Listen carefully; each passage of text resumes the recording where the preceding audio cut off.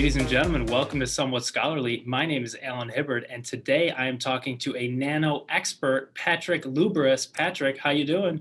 Pretty good. Thanks for having me. Yeah, my pleasure. Well, you and I have been talking a little bit on Twitter for months, on and off, maybe even years. I can't remember. And a lot of people were recommending that we talk and do a long form video discussion. So here we are. Yes. Yeah, so today we're going to talk about Nano. We'll talk about Bitcoin, and we'll try to answer the most important question: is Nano better than Bitcoin? Let's and so, try. yeah, we'll try. So before we get into it, why don't you tell everybody what you do for a living, a little bit about your personal background? So I work in IT, InfoSec, been in the crypto space for, I want to say like 7 years now. I first found out about Bitcoin in 2011, but I didn't quite understand it at the time. I came back in 2013 because I think the price hit $200 for the first time, and I started asking, like, what is this? Like, is there something here, right? If it's still around after 2 years, or really 4 years, I guess technically. And so ever since then, I've been in the cryptocurrency rabbit hole. For most of that time, I was a Bitcoin maximalist. I thought that any changes that were that would improve the characteristics of Bitcoin as far as currency or anything else would eventually be ported into Bitcoin from whatever altcoins there were at the time, which weren't many. But then I want to say like 2017, when there was that huge bull run and spike, and I saw the confirmation times climbing, or average confirmation times, the fees increasing. I took a second look at, like, really, what am I doing here? What's my goal with cryptocurrency, right? And that's what eventually led me down to the path to Nano. I actually didn't go straight to Nano, of course. I went to, I think, IOTA, Obyte, some other hyped coins on Twitter, Reddit, and just started doing a little bit of research. But then I got into the Nano side of things, and I thought, hey, maybe there's something here, because for me, it seemed to match the use case that I really got into Bitcoin for, which was that electronic cash use case, right? Decentralized, and I think you and I agree on this piece, potentially, but I really like the decentralization features, the limited or no inflation, the self sovereignty that I have money, it's my control, no one can take it from me, no one can freeze it, that kind of thing. Um, Before I keep ranting, I'll just pause there and let you jump in. Yeah, awesome. No, I love it. I love hearing people's origin stories because, like you say, like, oh, Bitcoin hit 200, and you're like, whoa, is this thing like serious? And everyone's got their price at which they sort of look at it twice, and they're like, wait a minute, Hmm. I know it's happening to a lot of people now as Bitcoin hits 30,000, 40,000. It's, you know, things change, but they also don't, like Yep. it's the Yep. same thing. Interesting. Yeah, that's awesome. So maybe let's start talking about Nano then, because I know it started out as a different cryptocurrency project. So what was that, and when was that in the timeline of events, and what's sort of the philosophy behind that project? Okay. Yeah. So Colin LeMahieu is the creator of Nano. In 2015, Nano was released. I think it was announced in 2014. But his idea and vision behind it, the only reason he started creating Nano was because he thought there were deficiencies in Bitcoin that no one was addressing, namely high fees, confirmation times, scalability. I think those were the three key things. It was originally started as Ray blocks, as a tribute to the Japanese Ray stones, I think, an early form of currency. And then it was rebranded in 2017 to Nano, partially because no one could figure out how to spell or pronounce Ray blocks. They called it Ray bucks, Rail blocks, whatever. It's a cool name, but it didn't have that mainstream appeal, I guess. And since that's what its target niche was long term, I think that was part of the rebranding strategy. But at its core, the core philosophy and goal is pretty similar to Bitcoin, right? It's the decentralized, self sovereign, censorship, digital cash use case, store of value, and um, money, currency. Yeah, I know we'll get into that discussion later on for sure. But um, and the way it accomplishes the quote unquote improvements over Bitcoin, well, I guess I should say what those are. So Nano is feeless. It does have a cost. It uses client side proof of work in place of a fee, of like a direct monetary fee. It's near instant. So if I send you a transaction, it's irreversibly confirmed and averages zero point 0.2 milliseconds. Um, it's scalable. The production network has been live tested to 200 plus confirmations per second, and there's no inherent like protocol side limit to that scalability. It uses whatever resources are available on the network. And then I guess energy efficiency is the other big feature. Because it doesn't use mining for consensus, it uses like millions of times less energy per transaction versus Bitcoin. Okay, I was gonna say it's so like counterintuitive that Bitcoin is so slow and expensive and energy intensive, and yet it remains in the number one position. It's like, if there's only one coin that people have heard of, it's Bitcoin, For sure. and it's just so weird that trend has persisted for so many years. Uh, why do you think that is? So I think despite some of what I would consider technical failings, Bitcoin still, as is, provides a lot of value. It has the name recognition, it has widespread adoption, it has relatively limited inflation compared to any other traditional currency or something like gold. It's a more transportable, more divisible version of gold that has value. It's time tested, battle tested. People have been trying to hit it for years. Being in that number one slot, it's taking all those hits, right? People see this pool of money that if it was compromisable or insecure, they could steal it, right? So they're going to try to go for it. And here it is, still, what, 10 years later, basically, 11 years, and it's still kicking. So I think I'd probably say that's why it has value, or the way I see it. Yeah, I guess I would agree. I mean, the digital gold narrative, I think, is probably the most powerful one. That it does have the decentralized component, the self sovereignty, and it is like gold with teleportation. Some people describe it Yeah. that way. Like you could send. There was a transaction just the other day. I forget how many millions of dollars of value was moved, but it was had like a $3 fee, and it only took 10, 20 minutes, something like that. So, I mean, that's a huge step up from our current financial system. But of course, we could do even better, right? And I think that's where so many other cryptocurrency projects come in. And there are tens of thousands of cryptos out there, right? And they're Yeah. pretty much all trying to improve on Bitcoin in one or more ways. So Hmm. I know you mentioned Nano uses client side proof of work instead of actually having dedicated miners. Can you talk a little bit about some of the engineering decisions in terms of mining and how coins are or were created, Yeah. and a little bit how a transaction works? Yeah, for sure. So Nano has no mining, no miners. It was what people call a pre-mine. So all Nano was wished into existence, right, essentially by code, and then it was distributed through a CAPTCHA faucet. Um, as far as how it works, so when you create a Nano transaction, it's just a block of code, right, that you publish out to representatives that sit out on the network. And anyone can be a representative. You can change a representative at any time. There is the caveat that to be a principal representative, where your votes are rebroadcast widely across the network, you have to have 0.1% vote weight delegated to you. And that's for overhead reasons, basically. The balance between how much you're contributing to consensus versus how much network traffic is added. But so when you make a transaction, you broadcast that transaction out to the principal representatives.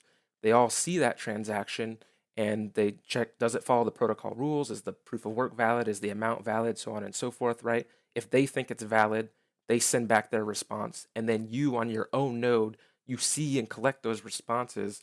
And once it crosses a certain threshold of vote weight, so I think uh, greater than 50% than any other um, potentially competing double spin transaction, then your node locally considers it confirmed.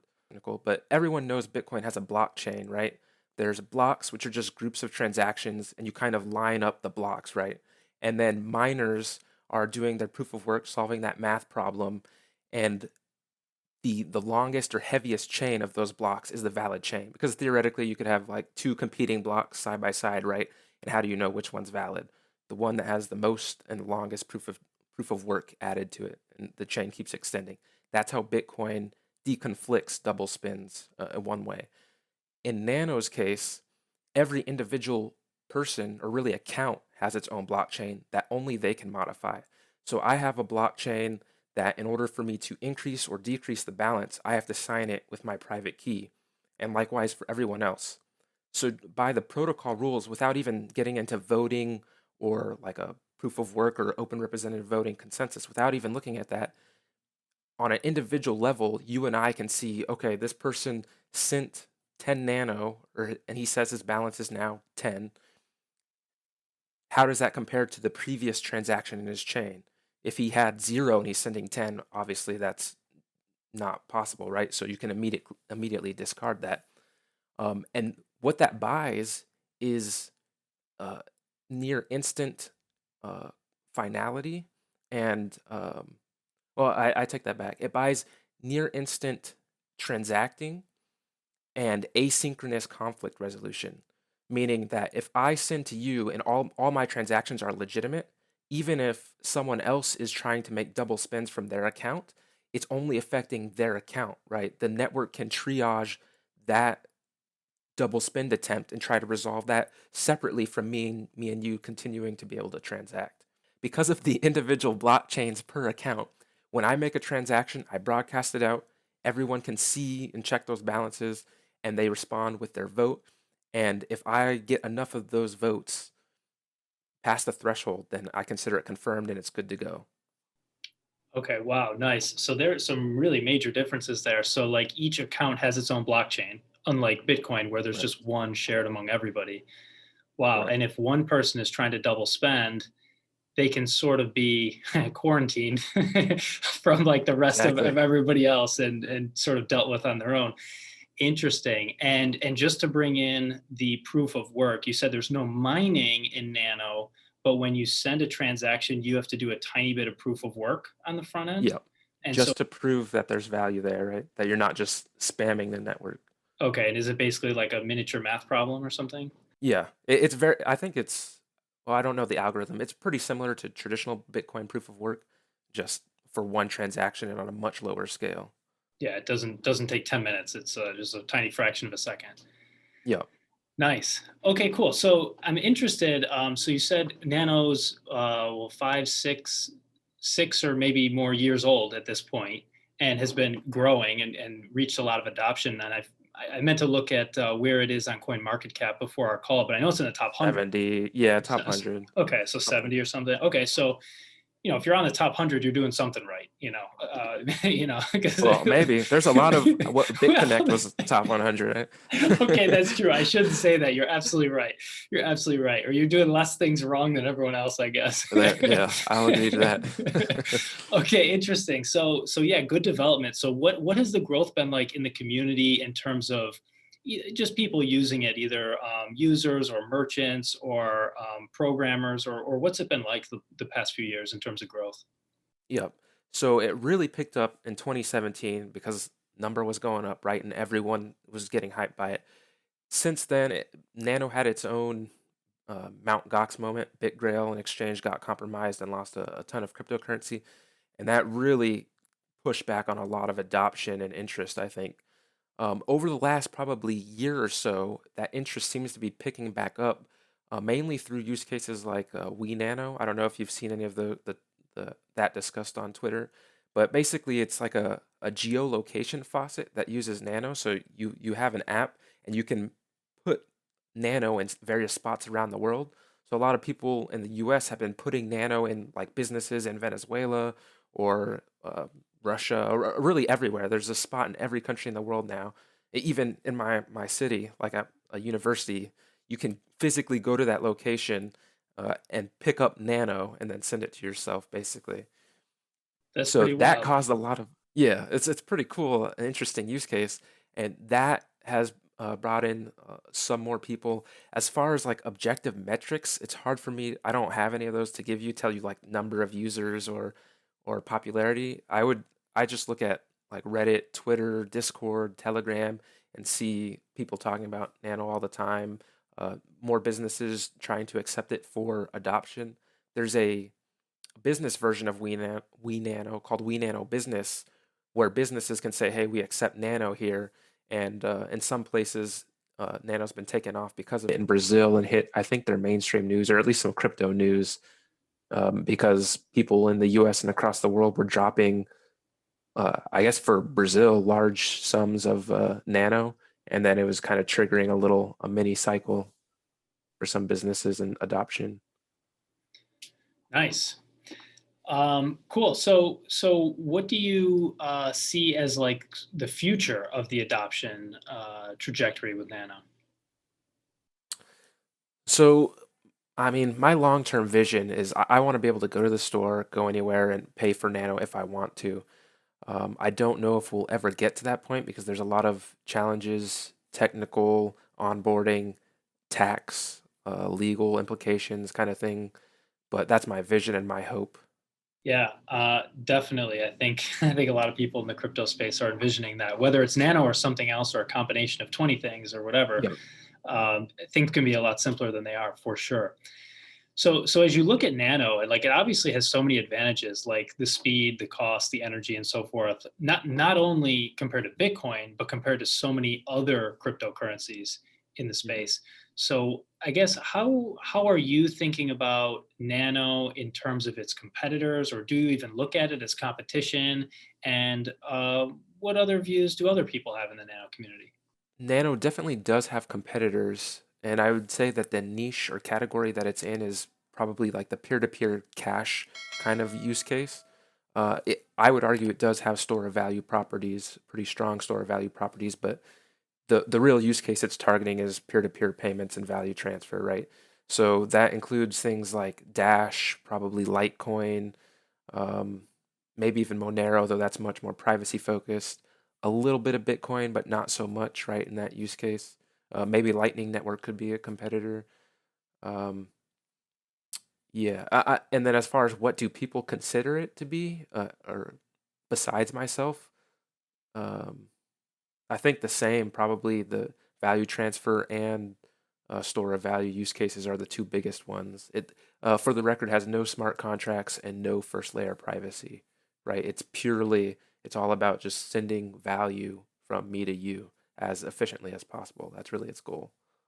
That makes sense. That's a good clarification too, because there are some coins out there that are claiming to have everything, right? We're the fastest, safest, most scalable, most decentralized, most private, most everything, Yep. and it's just ridiculous. And for people who are new to the space, it's easy to fall for those claims. Oh, for sure. Yeah, but the reality is like there's trade offs, right? There's design and engineering trade offs with everything. So yeah, interesting. So what do you think are some of the biggest misconceptions with Nano? Misconceptions.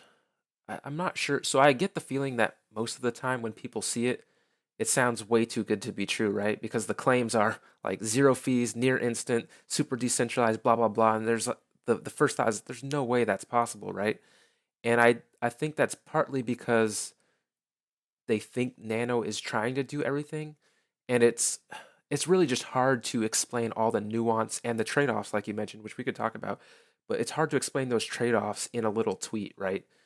The reason that Nano is as fast, as cheap as it is, as scalable as it is because of the trade-offs it makes, right? It does not have privacy functionality. It does not have smart contract functionality, which limits it for many use cases, but that also adds a little bit more for its peer-to-peer cache use case, right? It's more focused. It's not storing and processing more data. Um, I don't know. Maybe you can. I'd be interested to hear your point of view on that. What are the like when you hear Nano? I'm sure a ton of things come to mind, good and bad. Uh, you'd probably be able to answer that question better than I can. Yeah, maybe. I've also spent way less time with it, right? Like you're probably doing something with Nano every day. And for me, it's like, maybe I'll do it, 2 or 3 days in a row, and then I won't do anything Nano related for a couple months. Yeah. I've also never owned it. Never bought any or used it. So yeah, what comes to mind? Definitely speed, scalability, and the sort of the trifecta of instant, quote unquote, free, quote unquote, and no energy, quote unquote. Right there, those aren't like exact things, but just yeah, really focusing on that trifecta. At the cost of, let's say, privacy or smart contracts and other things that it just doesn't try to do. So I don't even know if I personally have misconceptions about Nano, and I don't know if other people do. Mhm. But since you've been in the community for so long, maybe you would see more like claims people make about Nano that are untrue, or just allegations that are false or anything like Mhm. that. So one of them would be the feeless concept. When they hear feeless, they think no cost, but that's not true. Nano does have a cost, right? The proof of work is a cost. Running a node is a cost. To make a transaction, you're spending some time, you're spending some electricity, which is money out of your pocket, right?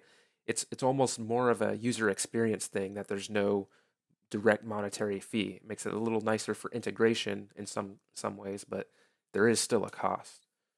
Um, I guess another misconception is people think it's truly infinitely scalable. I think in the past that they kind of made that claim, but of course everything is limited by physics, right? Even though there's no like protocol side limit, there is a limit. And tied to that, Nano does make some trade-offs as far as I'm trying to figure out how to phrase this correctly. So if Nano wanted to be as fast as absolutely possible, it could completely get rid of all decentralization, right? There could be one node in like an extreme scenario, one node, and you would get a crazy amount of TPS transactions per second, right? In a system like that.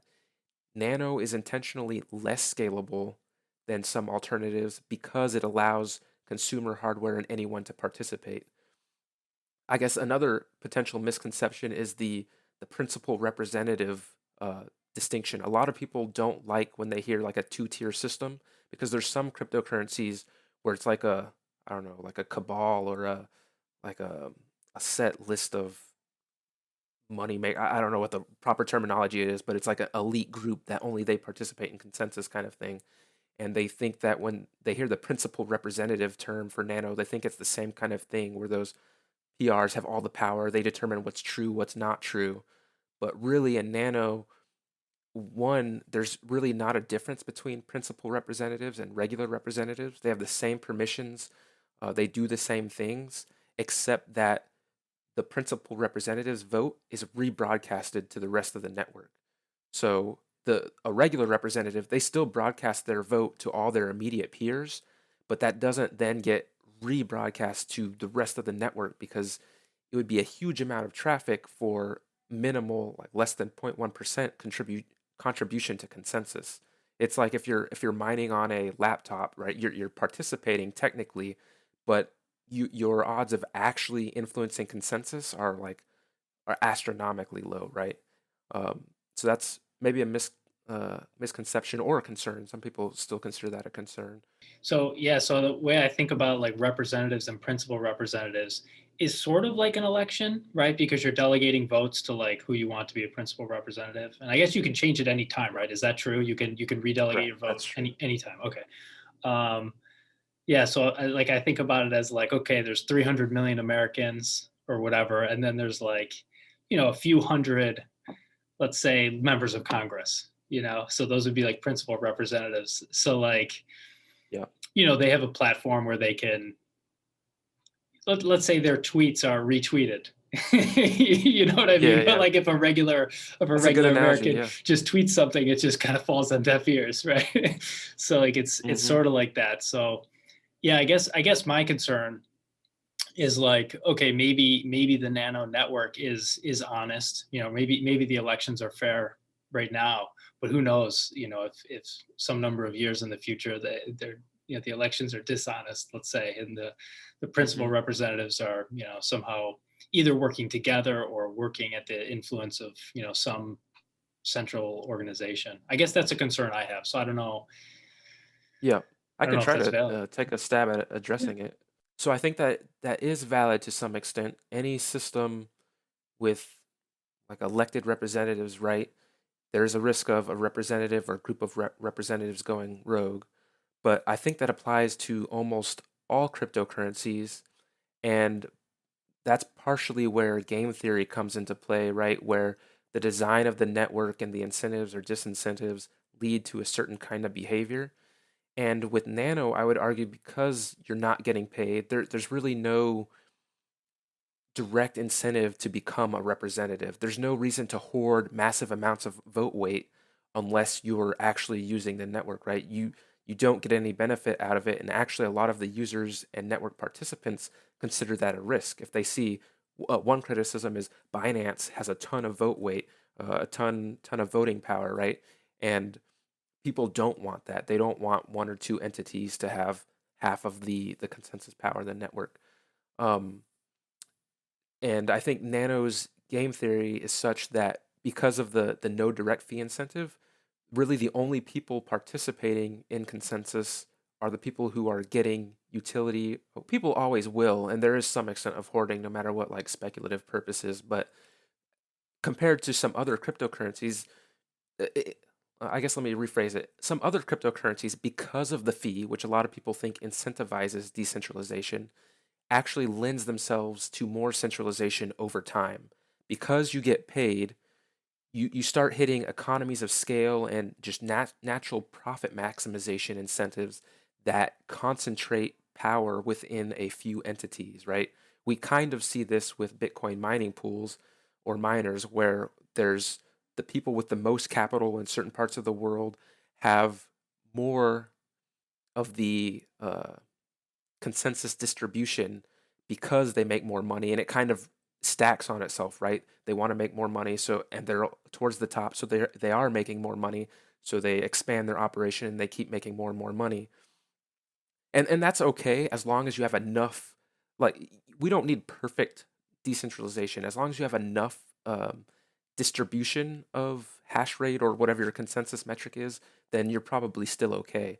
But I think that's why the nano principal representative system actually turns out pretty good and seems to trend towards more decentralization over time, right? Originally, it was 100% centralized, right?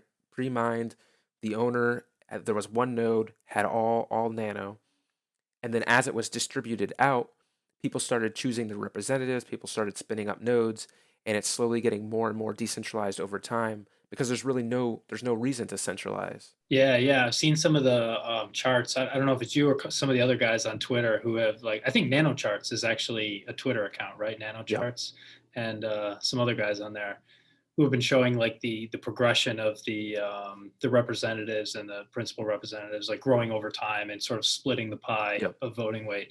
So that's, yeah, definitely a favorable trend, I guess. Yep. And there was one other point on like the pushback against like a centralized system or concerns with that representative system is the people with the most stake in the network also have the most to lose, right?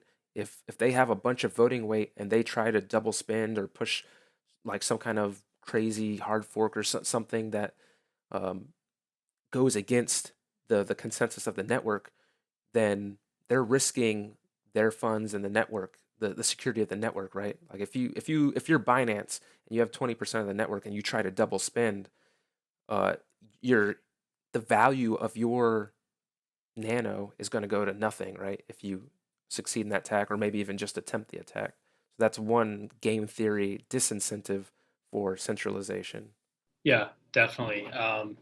That's a nice one. It's very similar to other chains, right? Even like Bitcoin, right? Like if the miners are going to double spend, they might be able to get away with it like real fast, maybe.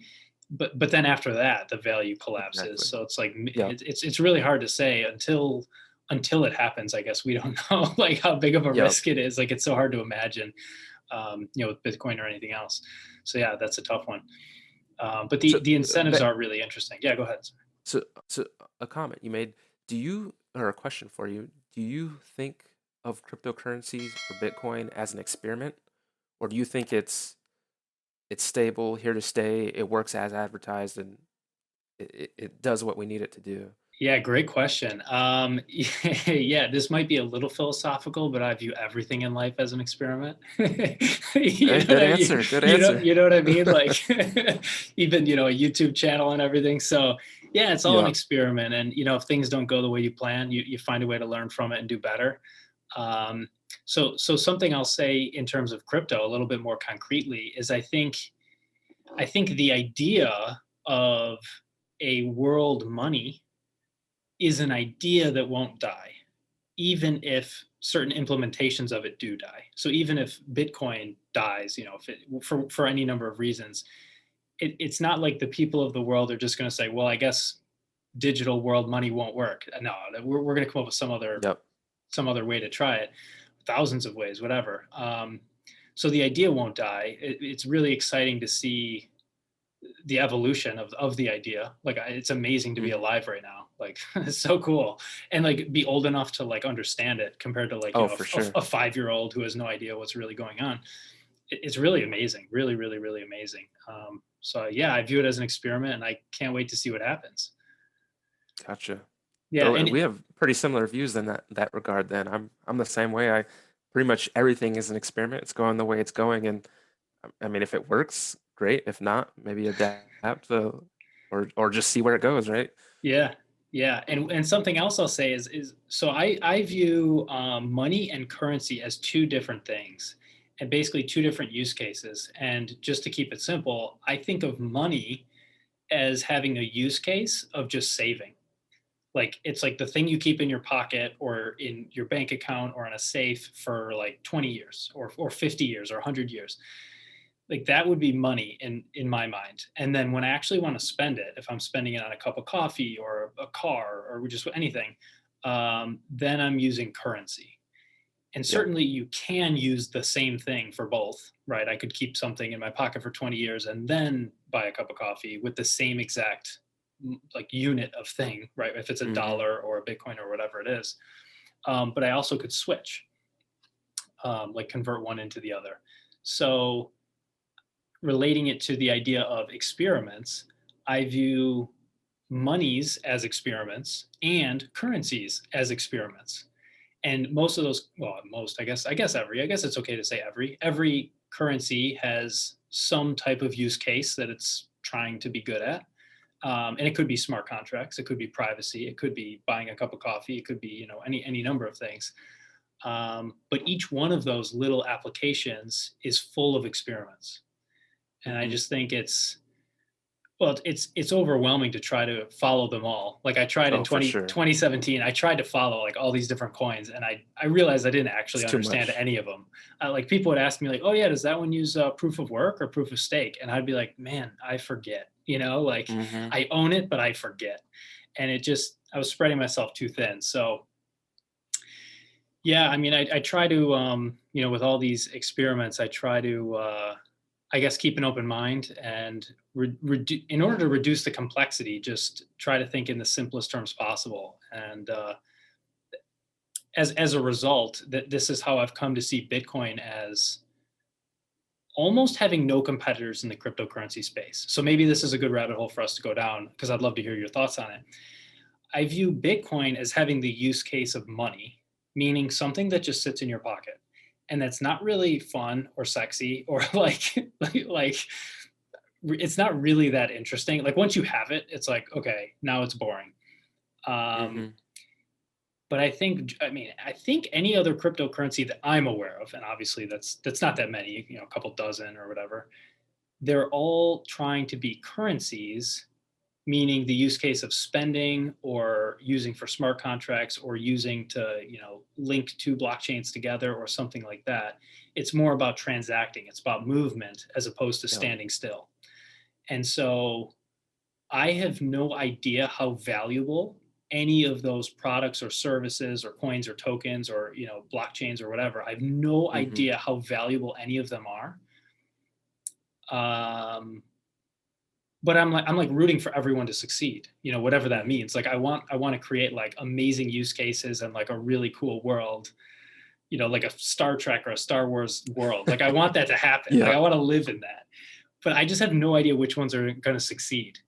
Yep. But just to wrap up my thought, but it seems like Bitcoin is going to succeed for the use case of money because I just don't see any competitors that, for that thing. So what do you think about all that I just shared? Yeah. So, do you think there can be overlap between money and currency? Yeah, yeah, there can be. So like even like gold, when we used gold, it was money, but then you also spend it. And then we thought, okay, we can create a better currency here, such as pieces of paper that represent gold. So gold Yep. became the money that just sits at home. And then there's the pieces of paper, which are currency that are, it's a derivative of Yep. gold. It's a promise to pay gold. And that was an improvement. So yeah, there can definitely be overlap and there will always be evolution of the two. So, it sounds like you had previously thought of maybe gold as money before, right? And now Bitcoin is kind of superseding that or improving upon that. Do you think that something else can come along that shares Bitcoin's money properties, but is also usable as a currency? Yeah, good question. Um, yes, it's possible. I think it's an issue of trade-offs, and I think it'll be difficult, but it's definitely possible. Um, One framework I like to use is the blockchain trilemma, which doesn't just apply to blockchains, but basically a three-way trade-off between security, scalability, and decentralization. Because it seems to me like um, different coins or different things, including gold or even physical like U.S. dollars or digital U.S. Hmm. dollars, actually, which is I would argue are two separate things for the purposes of the trilemma, but that's okay. Um, it seems to me like whenever a particular money or currency gets good at two out of the three things, Hmm. something else will be better at a different pair, a different two out of the three. So, Gotcha. so basically specialization.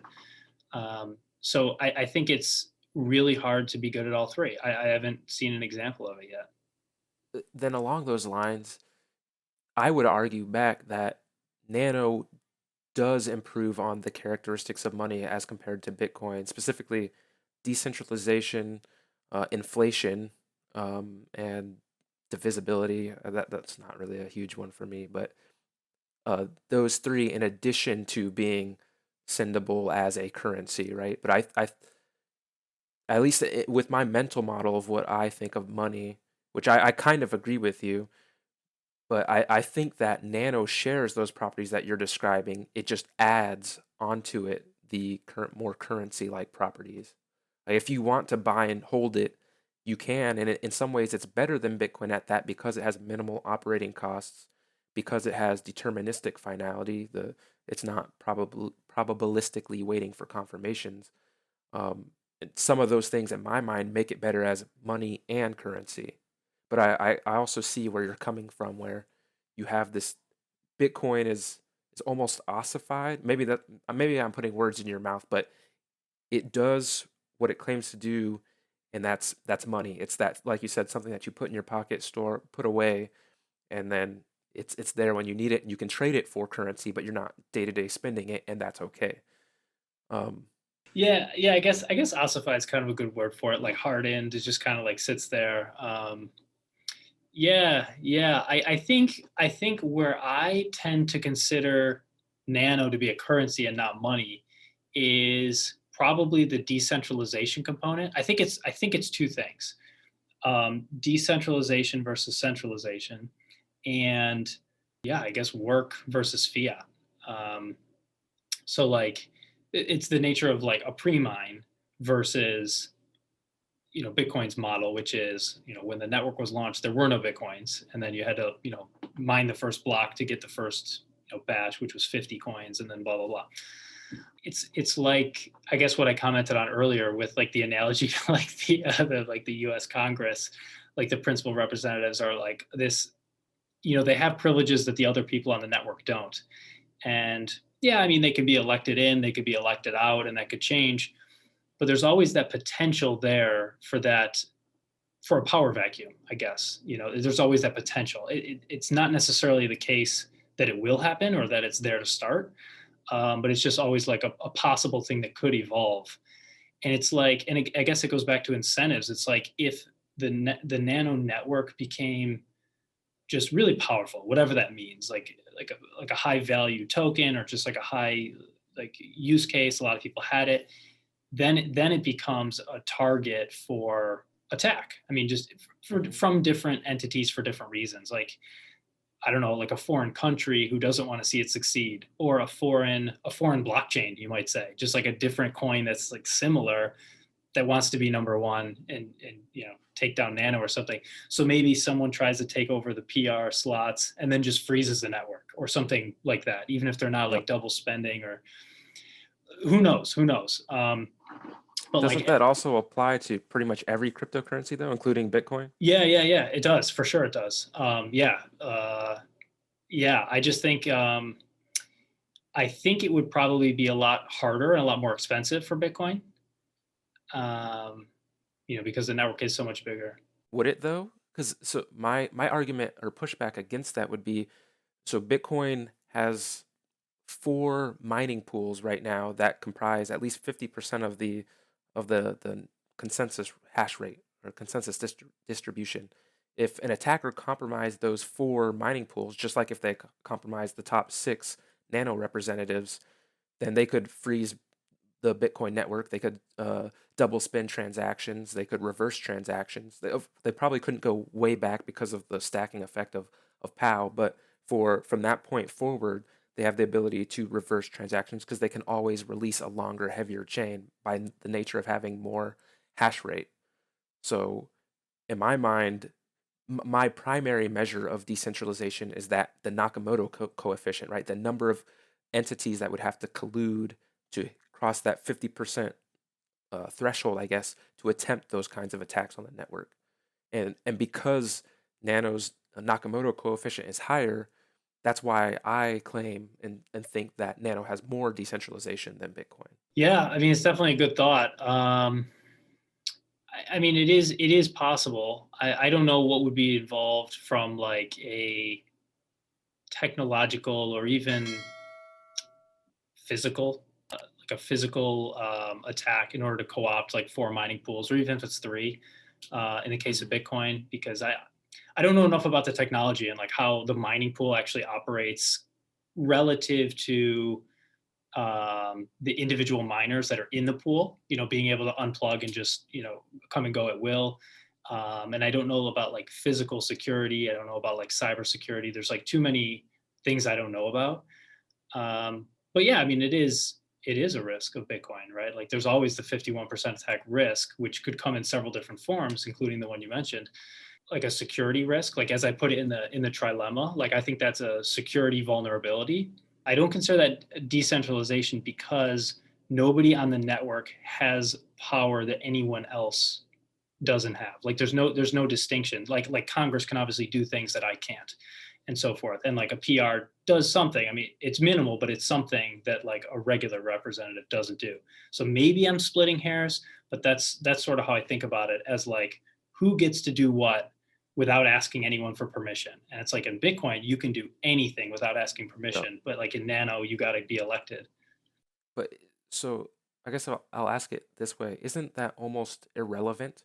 If you can participate in consensus, but you have such small of an impact that the top four nodes or entities drive the direction of the network, it doesn't matter if you're on your own contributing to consensus, right? If they decide to roll back a transaction on the majority of the network, then you're impacted. Because like one of the rules of Bitcoin, one of the protocol rules is that you follow the longest and heaviest chain.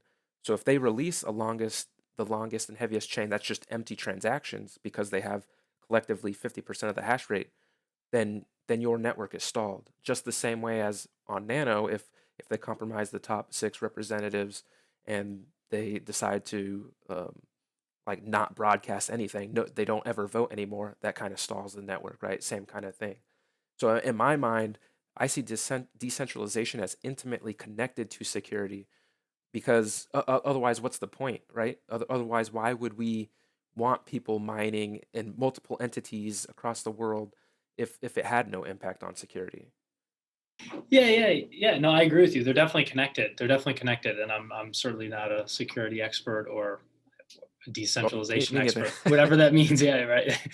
Yeah, they're definitely connected. So I mean, I don't know if we're splitting hairs or if it is actually like a really important distinction. And I'm not sure we'll arrive at any answers today, but like I keep thinking about it, right? My thinking on the Yeah, topic keeps evolving, which I think that's a good thing, right? That's the name of the yeah. game, right? You keep thinking. Yeah. So okay, we were talking about one other thing. Oh, the inflation piece where I was distinguishing. The pre-mine, the work. Yeah, yeah, exactly. The kind of the second thing in my mind why I classify Nano as a currency, basically because yeah, it's a pre-mined coin and it doesn't take energy to make the coins, or it didn't when the coins were first released. Kind of like the U.S. dollar or any fiat.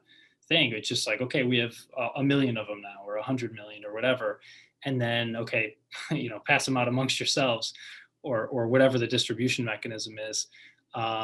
In my mind, money is itself decentralized in the sense that, like gold, it's all over the earth, it's all over the universe, and anyone can go dig it up. I mean, if they can find it, if they can, have the knowledge, the skills, the tools, the patience, the whatever, if they spend the energy, they can harvest it for themselves. And Bitcoin's kind of the same way, right? It might not be profitable for a lot of people, obviously, but it is an option. So that's kind of what I think of as a property of money, in the sense that, like, the origination, the genesis of the units is also decentralized, meaning anyone can get it anywhere, and it requires work to produce a unit, a Bitcoin, an ounce of gold, or whatever. And then currencies require no energy; they're just sort of, poof, existence. So why is that work? Why does that work matter to you? Yeah, good question. So to me, it's the difference between an asset and a liability, actually. So when you harvest an ounce of gold, or make a Bitcoin, it's an asset on your balance sheet right away. And if it's useful, great. If not, too bad. It's sort of like, if you build like a wooden chair or something in your garage, if you can sit on it and it's comfortable, great. If not, you just wasted your time. Like, that's it. Like, that's sort of end of story. Um, Whereas a lot of currencies, such as the US dollar, is just poofed into existence, and it actually starts on their balance sheet as a liability. So if you go to the Federal Reserve website and look at their balance sheet, cash is there. And it says cash is a liability. And the reason for that is that they haven't done anything yet. And it's not only disingenuous, it's like kind of impossible to just have like a free lunch. You can't just say, I have an asset. You know, so it actually shows up as a liability on the balance sheet when there's no work done to create it. And it really is a promise to whoever you give it to that you're going to give them something valuable in the future. So like a US dollar is actually a Federal Reserve note, and a note is a liability. It's a promise to pay. And it used to be a promise to pay gold, but now, now it's a promise to pay nothing. The Federal Reserve is promising to give us nothing, so it's an empty promise. Um, but it is a liability. So that's a big distinction in my mind, and I think Nano falls into that liability case. It's like a promise from the founder, like, I'm promising to give you a valuable network, I'm promising to build this out, I'm promising that I'll find people to adopt it for you, and so forth. So a couple counterpoints. One, I would argue that the distribution mechanism matters a lot more than the creation piece, because if you can have unfair proof of work distributions and fair pre-mines, right? So with proof of work, if I create a new proof of work currency, but I keep it to myself, right? I'm the only one that has it. It's proof of work, but that's not inherently fair. Most people would not call that fair. What really matters as far as distribution for most people is how many people can get access to it as early as possible. Over time, the market becomes the main distributor anyways, but for that initial piece, it's who can participate in the system, right? Who can help shape the future and direction of this? I don't think there's any perfect way of creating or distributing a currency, but I don't think that the work itself adds additional value. I think it adds a cost. And what really matters is not being able to print more. And I think sometimes people conflate a pre-mine with a captcha distribution like Nano with a currency that you can print more of. Nano's supply is set. There is no easy way to increase the supply.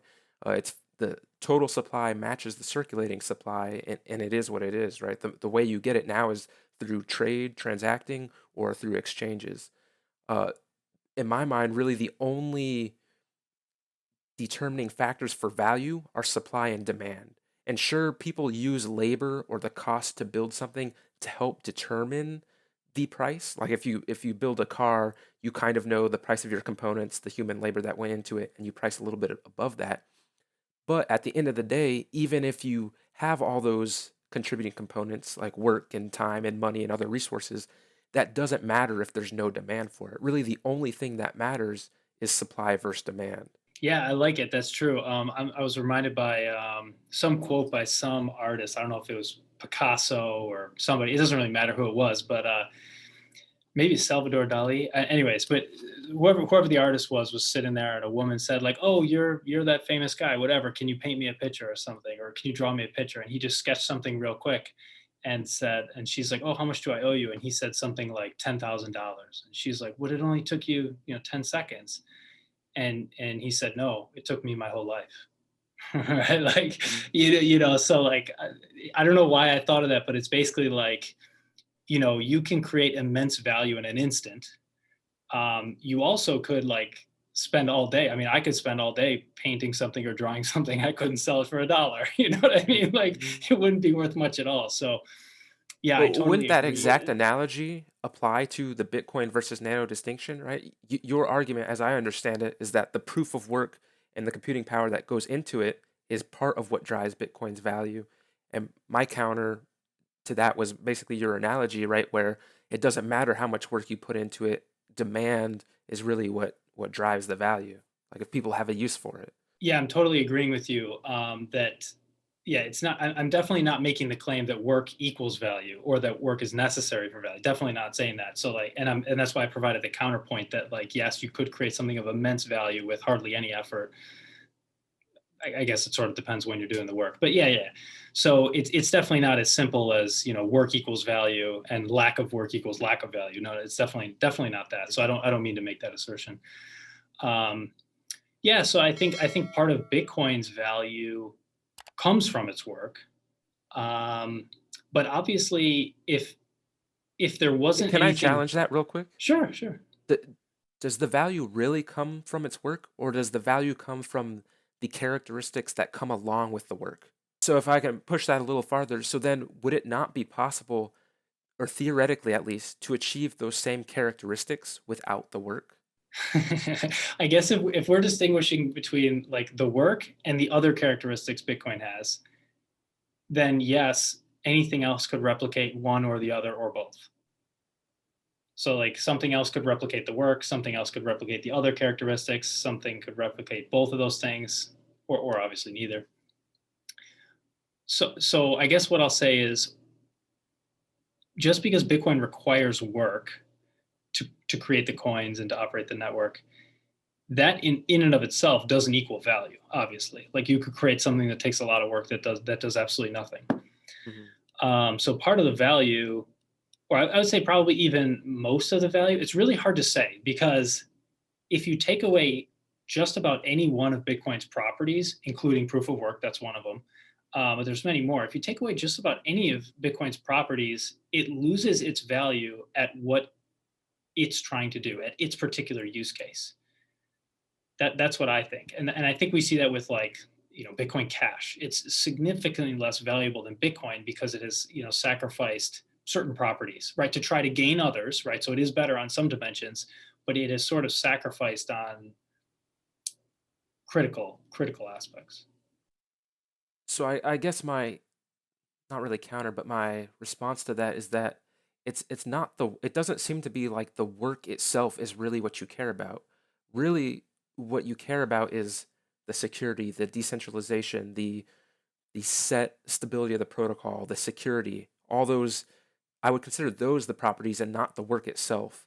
I think the work is just one method or way of accomplishing some of those properties, but I don't think it's the only way to accomplish those properties. Like even without talking about a specific currency like Bitcoin or Nano, if you could theoretically come up with a currency that was non-inflationary, no double spends, perfectly secure, private, feeless, near instant, without proof of work, if you could think of some kind of architecture, design, consensus mechanism that would give you those properties and you knew for sure it had those properties, I would venture to guess that you would consider that more valuable and useful than Bitcoin even without work.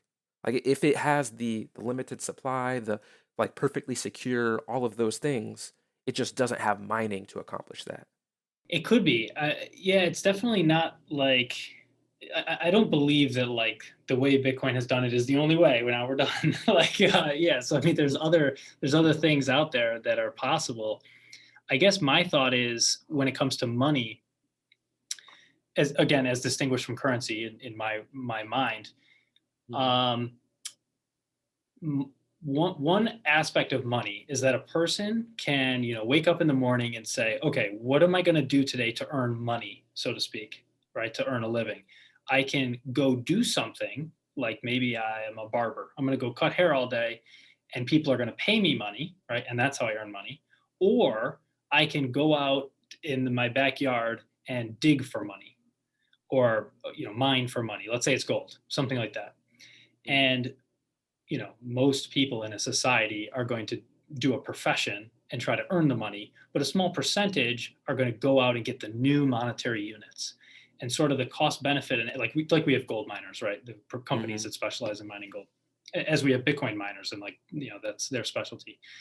Um, and that sort of cost benefit calculation is that if people, if I'm a successful barber for 20 years and then all of a sudden I can't, for some reason wages drop and I'm just not earning enough cutting hair, maybe all of the sudden it becomes more profitable for me to go in my backyard and look for gold, or whatever it is. And if that's a better cost benefit calculation for me, then I'll do that. And I think that's a feature of money, that you can go out and create the new units if it's too hard to earn them in the economy. And um, So in that scenario, though, the digging, the finding of new money, that's not where the value is. It's the it's other people that want your money, right? That's what gives it value. So if you have something that like it already exists, was wished into existence like Nano, but it is scarce, you can't print more of, it's a unit of account, so on and so forth, versus something similar, but you can dig it up out of the ground, it really doesn't matter in my view, because what matters is the supply versus demand. That people don't care how you got the money. They care, is it secure? Is it non-inflationary? Can you print more of it? So on and so forth. And that's one of my arguments for Nano, is that it shares those the real properties that people want from Bitcoin, which is the self-sovereignty, the non-inflationary pieces, security, blah blah blah, but without the production method of mining.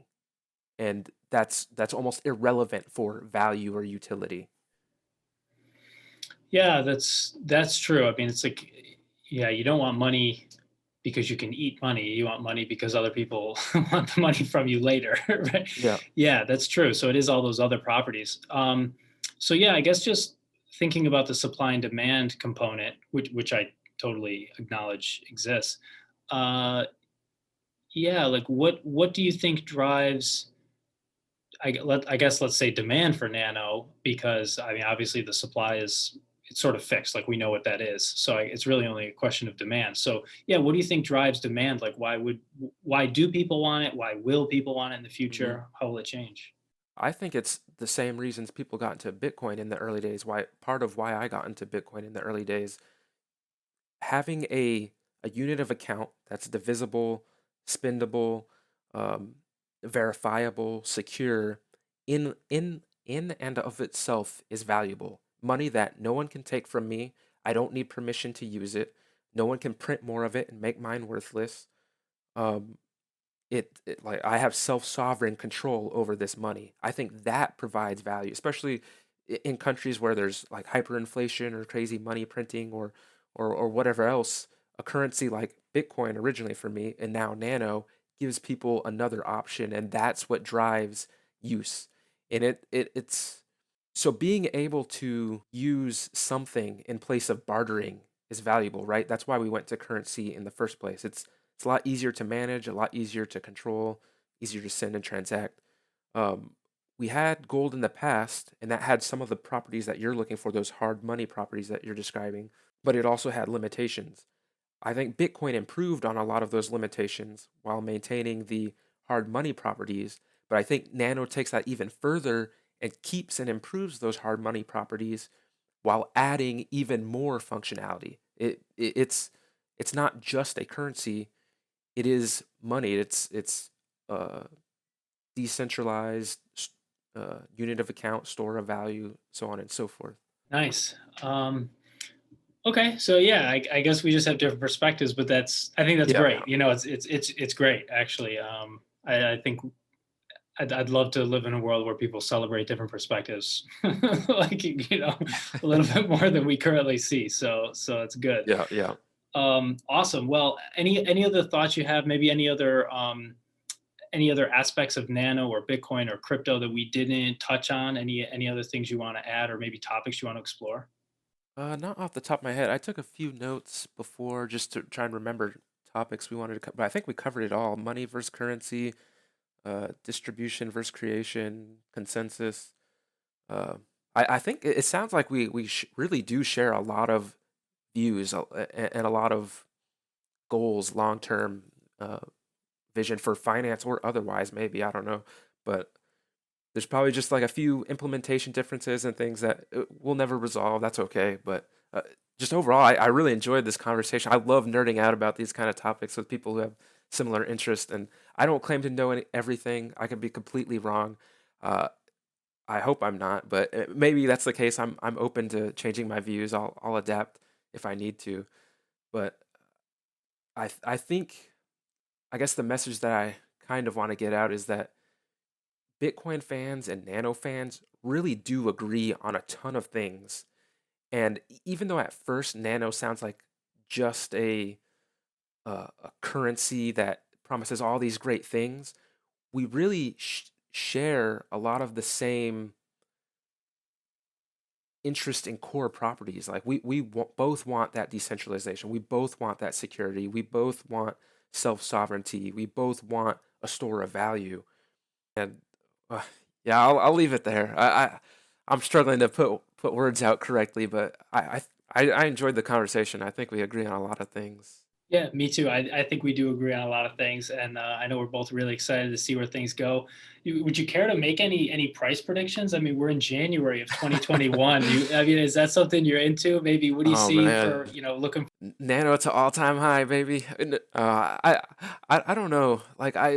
So price did bring me into cryptocurrencies, but I'm honestly not really that motivated by price, except for I like that it brings in a lot more people who are willing to like develop and push the technology and start doing some research. And I really honestly want to be able to go use it. Like I want to go to the store and like spend my Nano, buy something, and this is mine. I control it. People can use a bank if they want to, but you can't take this from me. I got my money, right? So price prediction though, like number go up. I hope all the numbers go up, all the cryptocurrencies. But yeah, I don't know. $30. I'll just throw something out there. $30. We'll see. Okay, nice. I like it, man. We'll see. We'll see. I'm very excited. Well, thank you so much for this conversation today. Really appreciate your time. It was a lot of fun. And where can people find you? Twitter, right? Twitter at Patrick Luberus. I'm probably the only one. Same on pretty much everything, YouTube, whatever. But mostly I'm on Twitter. Awesome. Well, thank you, Patrick. Really appreciate it. And I look forward to seeing you around the Twitterverse. Likewise. Thank you, Alan. All right. Thanks. We'll see you.